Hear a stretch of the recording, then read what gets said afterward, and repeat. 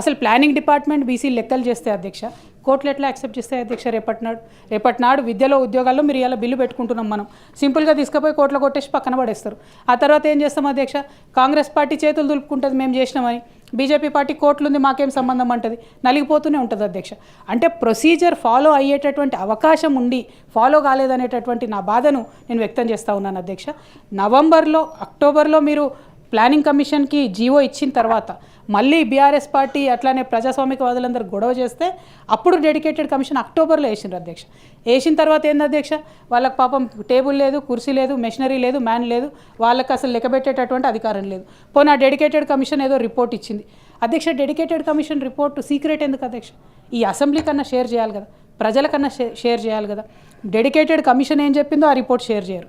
మీరు కులగణన చేస్తే ఇందాక మహేష్ అన్న మాట్లాడుకుంటూ అన్నారు, ఇదివరకు కుల సంఘాలు ఎవరికి వాళ్ళు చెప్పుకుంటుండే, కార్డుల మీద కొట్టించుకుంటుండే మేము ఇంతమంది ఉన్నాం అంతమంది ఉన్నామని, కానీ ఇప్పుడు మేము లెక్క పెట్టాం కాబట్టి సగర్వంగా చెప్పుకోవచ్చు అన్నారు. ఏడకెళ్ళి చెప్తామన్నా?